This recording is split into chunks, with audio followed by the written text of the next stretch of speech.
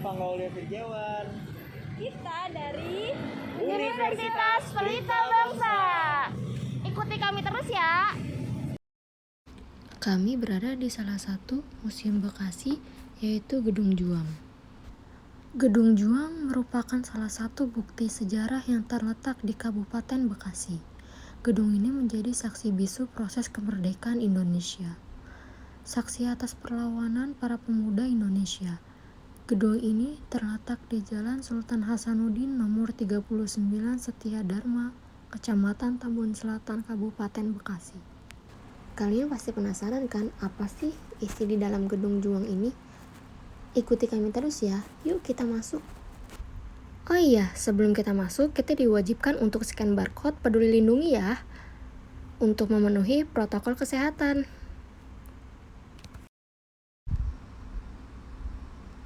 Nah, kalau udah selesai scan barcode dan berhasil, kita baru diizinkan masuk nih. Gedung Juang ini mempunyai sejarah loh teman-teman. Nah, pasti teman-teman penasaran kan, apa sih sejarahnya Gedung Juang ini? Kalau teman-teman pengen tahu, simak terus ya videonya. Berawal dari kisah seorang tuan tanah Batavia bernama Khao Jengke.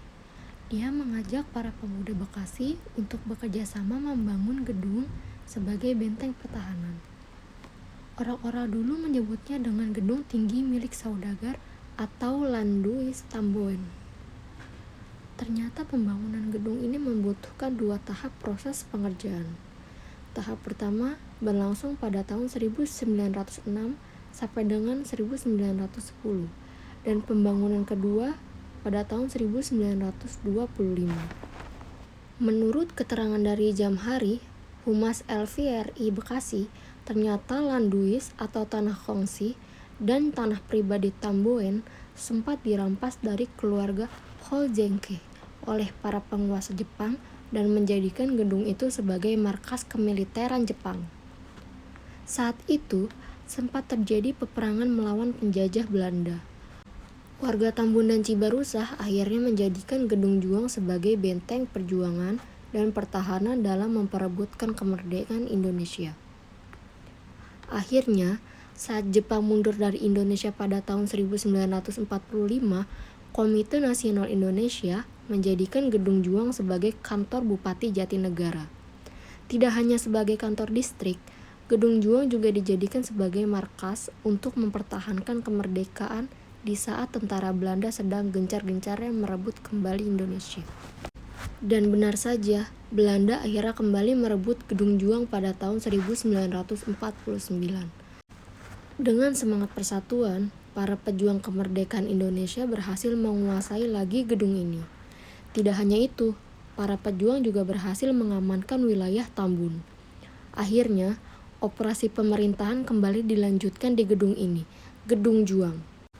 Pada tahun 1950, untuk pertama kalinya, Dinas PUPR Kabupaten Bekasi menempati gedung ini. Setahun setelahnya, Batalion Infanteri Raider juga berkantor di sini. Lembaga legislatif pun menjadikan gedung ini untuk menjalankan pemerintahan hingga tahun 1960.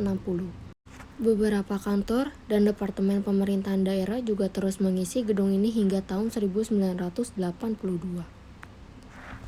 Pada tahun 1999, gedung ini pernah menjadi kantor sekretariat pemilu dan dinas kebersihan pertamanan, serta kantor pemadam kebakaran. Saat ini, gedung ini dijadikan Museum Bekasi dengan renovasi yang selesai dilakukan pada tahun 2020. Nah, itulah penjelasan dari kami teman-teman. Sudah cukup jelaskah penjelasan dari kami? Bagaimana nih teman-teman? Kira-kira kalian tertarik tidak untuk mengunjungi Museum Juang ini? Yang pastinya teman-teman tertarik dong. Oh iya, banyak juga loh teman-teman yang bertanya, Kak, museumnya dibuka setiap hari apa sih? Kak, harga tiket masuknya berapa sih? Tenang teman-teman, kami akan menjawab semuanya. Untuk harga tiket masuk Museum Juang ini gratis loh teman-teman. Kita hanya perlu membayar uang parkir saja. Dan untuk pertanyaan harinya, Museum Juang ini dibuka Senin sampai Minggu pada pukul 8 sampai dengan 4 sore teman-teman. Wah, tidak terasa ya teman-teman, pada akhirnya kami sudah harus mengakhiri video hari ini. Baiklah teman-teman, mungkin hanya ini yang bisa kelompok kami sampaikan. Jika ada kesalahan penyebutan dan penjelasan, mohon dimaafkan ya teman-teman. Wassalamualaikum warahmatullahi wabarakatuh. Sehat selalu and see you.